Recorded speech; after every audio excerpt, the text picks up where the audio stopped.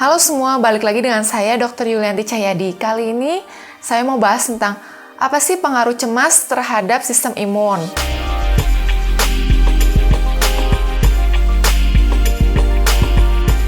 Semua orang memiliki rasa cemas, apalagi saat ini sedang social distancing, nggak boleh kemana-mana, PHK besar-besaran, kemudian susah cari pekerjaan, pendapatan makin nurun, dan semakin hari semakin banyak yang positif COVID. Dan ini yang membuat kita semakin cemas. Cemas itu nggak salah, nggak berbahaya juga, tetapi cemas itu harus diperhatikan. Cemas itu adalah respon emosional terhadap ancaman yang dirasakan yang menimbulkan perasaan gugup, tegang, khawatir, dan takut.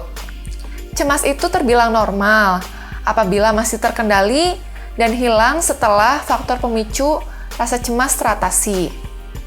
Tetapi, jika rasa cemas itu terus-terusan menetap atau malah bertambah buruk, yang pada akhirnya mengganggu aktivitas sehari-hari, itulah yang tidak normal dan disebut sebagai gangguan kecemasan.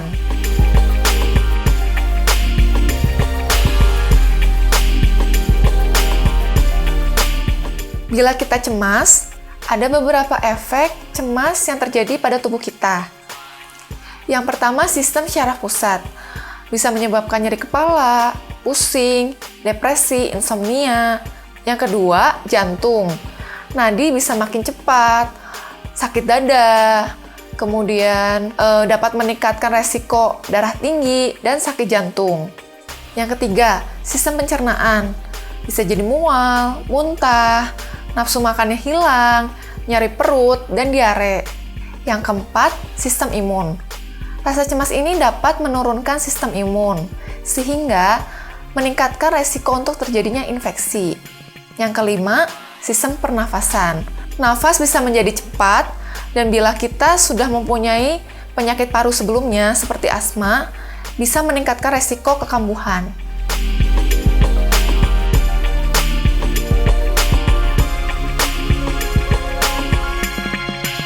Efek dari rasa cemas dapat menurunkan imun tubuh. Caranya gimana sih? Jadi, pertama kalau kita cemas berlebih, kita mengirimkan sinyal ke otak melewati HPA aksis, H. Hipotalamus, P. Pituitari, A. Adrenal cortex aksis, dan akan mengeluarkan hormon kortisol. Hormon kortisol ini adalah hormon stres yang akan menurunkan sistem imun. Sistem imun ini ada dua, sel B dan sel T.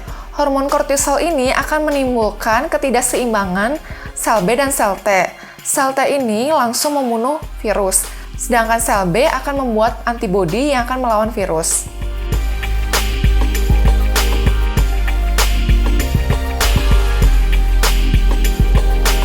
Tips untuk mengatasi cemas. Yang pertama, sharing kepada orang yang kamu percaya. Misalkan kalau misalnya kamu sedang cemas masalah COVID ini, berarti kamu sebaiknya konsultasi dengan petugas medis atau kalangan medis seperti dokter dan perawat yang sumbernya lebih terpercaya. Yang kedua, tetap jaga pola hidup sehat seperti makanan-makanan bergizi, olahraga teratur, tidur cukup, minum vitamin. Yang ketiga, pintar-pintar memilah informasi. Kamu harus mencukupi kebutuhan informasi dari masalah kamu dari sumber yang terpercaya. Misalkan, kalau kamu masalah cemasnya karena COVID ini, kamu berarti harus mencari jurnal kesehatan yang terpercaya. Dan jangan termakan hoaks-hoaks yang nggak benar dari WA atau dari broadcast. 4. Lakukan tindakan pencegahan dan penanganan yang dianjurkan. 5. Latihan pernafasan untuk mengendalikan emosi kamu. 6. Hindari informasi yang berlebihan. Contohnya, sekarang banyak banget informasi dari WA, dari broadcast, dari media sosial, bahkan dari TV. Kamu cukup batasi, misalnya sejam atau 2 jam kamu membaca berita atau melihat TV atau melihat WA sesuai informasi yang kamu butuhkan.